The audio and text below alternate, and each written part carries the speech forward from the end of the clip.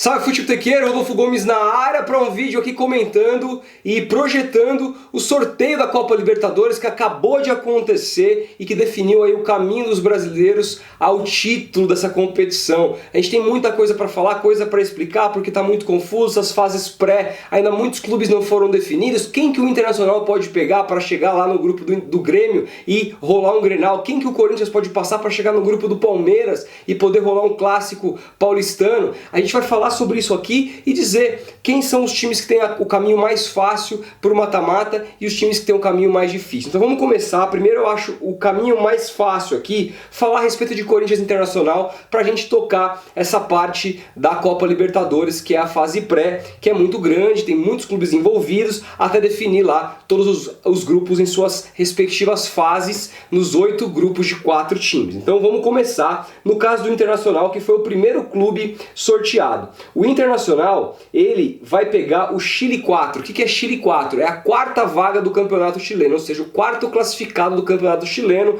vai direto enfrentar o Internacional sem passar por fase prévia. Ou seja, se você for pensar que o Chile, os últimos campeões chilenos, vice-campeões, tem feito Libertadores muito ruins nos últimos anos por conta do pouco investimento que há nesse país, imagino que a quarta vaga do Chile não vai incomodar o Internacional. Inclusive o Internacional, que vai ter um novo trabalho do Kudê, ótimo técnico para mim, de todos os técnicos contratados esse ano, para mim ele é o melhor de todos os times brasileiros. Então aqui acho que o Internacional passa com tranquilidade, até porque no Chile não há uma logística muito complexa. O Corinthians, por sua vez, pega o confronto de um jogo de primeira fase, que é o E1. O E1, vamos colar aqui para ver, bonitinho, o E1 se enfrenta Bolívia 4, ou seja, a quarta força do campeonato boliviano. Estão falando aí que pode ser Jorge Wilstermann ou The Strongest, que aí envolve aí altitude, mas independentemente disso a gente conhece o histórico do The Strongest, que é ser goleado fora de casa, goleadas bem sonoras. E o vencedor, o Bolívia 4, que enfrenta o Paraguai, o Guarani do Paraguai, perdão, que já eliminou o Corinthians na Copa Libertadores de 2015. Mas é um Guarani do Paraguai muito diferente daquele que eliminou o time que viria a ser campeão brasileiro com o Tite, uma das melhores campanhas de pontos corridos até então que o Corinthians fez àquela altura, um time maravilhoso que foi eliminado para esse Guarani aqui. Aí tá, beleza. Negociando isso a gente precisa ver, são duas fases pré que esses times precisam passar para chegar na fase de grupos. E a gente precisa analisar aqui bonitinho como é que vai ser essa fase 3. O Internacional e o vencedor do Chile 4, eles são um confronto pertencente ao grupo C5. Eles enfrentam o confronto C4, que aí tem o Maracá do Equador versus o Tolima da Colômbia. Tolima, que todo mundo lembra que eliminou o Corinthians na Copa Libertadores de 2011. Me parece aqui bem acessível também para o Internacional, embora tudo seja na base da teoria. O campeonato só começa ano que vem, a gente não tem conhecimento total de todos esses elencos, de quem são os seus respectivos técnicos. A gente fala com base nos últimos retrospectos desses times. Então aqui me parece que a vida do Internacional para chegar na fase de grupos não é tão difícil. O Corinthians, por sua vez, ele faz parte do confronto C7 e ele pega o vencedor do confronto C7 versus C2, ou seja, Cerro Largo versus Palestino. Vamos ver aqui. O Cerro Largo do Uruguai versus o Palestino do Chile também não me parece nada, nenhum bicho de 7 cabeças. Acho que o Corinthians passando aqui pelo Guarani, que deve ser o seu primeiro adversário, passar por Cerro Largo e Palestino não me parece nenhum tipo de loucura. Acho que o Corinthians Internacional, meu palpite é que eles chegam à fase de grupos. E é aí que a gente precisa negociar e comentar um grupo após o outro. O primeiro era do Flamengo, que é o cabeça de chave do grupo A, como campeão do torneio. O Flamengo pega o Independiente del Valle, que é o atual campeão da Libertadores, até agora segura o Miguel Ángel Ramírez, que é um técnico bastante aí em alta no mercado, né? Um espanhol de 35 anos, que muito clube brasileiro pensou em contratá-lo. Pega o Júnior Barranquilla, da Colômbia, um time também bastante interessante, que o Flamengo inclusive pegou na Copa Sul-Americana de 2017, e aí pega o G1. A gente precisa voltar para lá para ver quem que é esse G1. G1 é o confronto, é o vencedor do confronto do C1 e C8. C1, vamos ver aqui, Cerro Porteño ou E2. Então, pode ser o Cerro Porteño e o C8, o Sport Cristal versus o E3. E aí a gente tem que voltar lá para a primeira fase, porque E1 e E3 Ó, aqui, ó.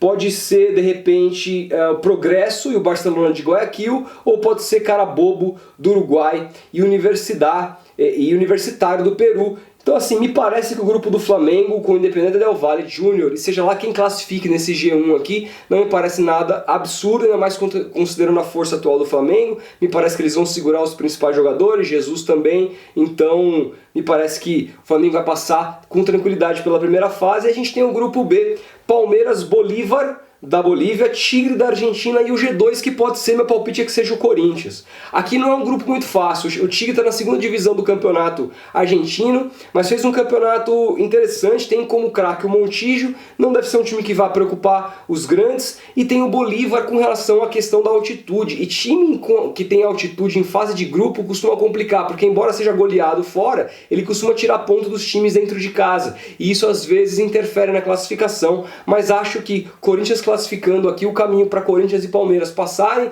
para o mata-mata juntos é muito grande. Aí vamos partir para o próximo grupo que tem brasileiro, que é o grupo D, que tem o São Paulo, para mim, dos grupos definidos, o mais difícil. Explico por quê. River Plate de Gallardo, a gente não sabe se o Gallardo fica ou vai embora, mas é um time muito consolidado, a gente viu o River Plate amassar o Flamengo na final da Libertadores e perdeu ali no finalzinho, para mim jogou melhor aquele jogo que o Flamengo. Tem a LDU de Quito, que é um clube tradicional, campeão da Libertadores em cima do Fluminense em 2008, que tem também uma altitude, e tem esse binacional. Deixa eu só pegar aqui o país desse time que eu nunca tinha ouvido falar, confesso a todos vocês. Aqui, binacional, é um time do Peru, que na transmissão eles disseram que eles jogam numa altitude de 3.800 metros, ou seja, quase La Paz, um ar totalmente rarefeito, ou seja, vida dura do São Paulo aqui para conseguir, acho que briga pela segunda vaga junto com o River Plate, vai brigar com a LDU aqui para ver quem passa. Um grupo muito difícil, não me surpreenderia se o São Paulo caísse na primeira fase. O próximo grupo que envolve clube brasileiro, eu perdi o grupo do Atlético Paranaense, que é o grupo C. Então vamos lá. Peñarol, que é o cabeça de chave, o futebol uruguaio está completamente em baixa nos últimos anos, Colo-Colo também, o campeonato chileno está muito em baixa, e o Bolívia 2, que é o segundo colocado da Bolívia, que aqui também pode ser um time que tenha altitude. Acho que é o grupo dos brasileiros aí o mais fácil, sem dúvida nenhuma. Acho que o Atlético Paranaense, pelo trabalho que tem que estar desenvolvendo, a gente precisa ver quem vai ser o técnico, acho que passa com extrema tranquilidade nesse grupo aqui. No grupo E tem o Grêmio, cabeça de chave, a Universidade Católica, que acabou de contratar Ariel Holan, que foi um dos nomes cogitados, por exemplo, por Fluminense e Santos para vir para o Brasil e acabou fechando com a Católica. Tem o América de Cali, que é um time tradicional da Libertadores que volta, estava na segunda divisão do Campeonato Colombiano e voltou.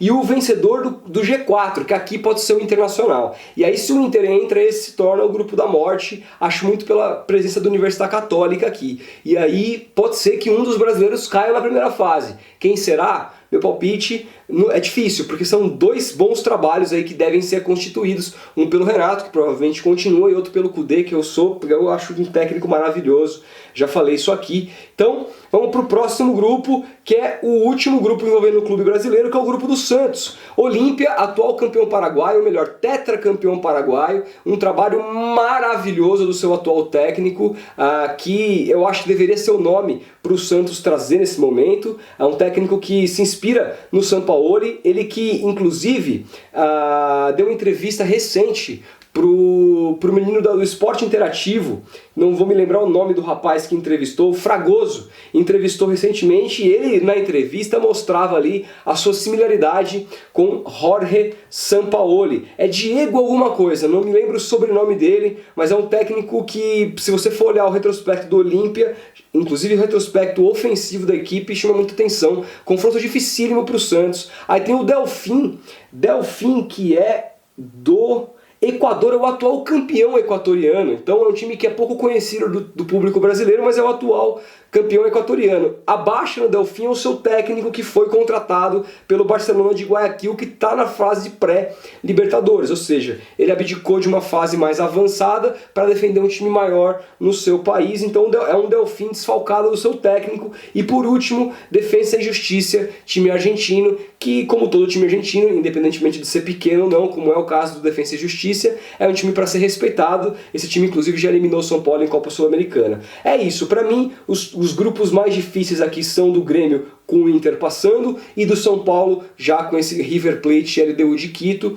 E também aqui a gente tem grupos médios como o do Palmeiras e do Flamengo. E o do Santos também eu acho que é um grupo muito forte. Também acho, agora o grupo mais fácil, sem dúvida nenhuma, é do Atlético Paranaense. Quero saber a sua opinião. Gostou dos confrontos? Quais confrontos mais te animam aí para acompanhar essa próxima Copa Libertadores? Comenta se gostou do vídeo, deixa o like, ativa o sininho para não perder nada, se inscreva no canal. A gente vai se falando. Grande abraço e até o